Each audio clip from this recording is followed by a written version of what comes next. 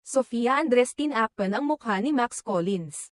Sa isang online na portal, naging usap-usapan ang isang isyu tungkol kay Sofia Andres at Max Collins matapos ang isang Instagram story na ipinost ni Sofia, kung saan tinakpan niya umano ang mukha ni Max.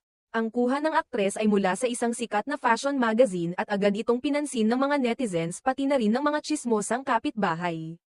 Dahil dito, hindi nakaligtas sa mga intriga ang dalawa, at nagsimula ang mga spekulasyon ukol sa kanilang relasyon at mga isyu sa pagitan nila.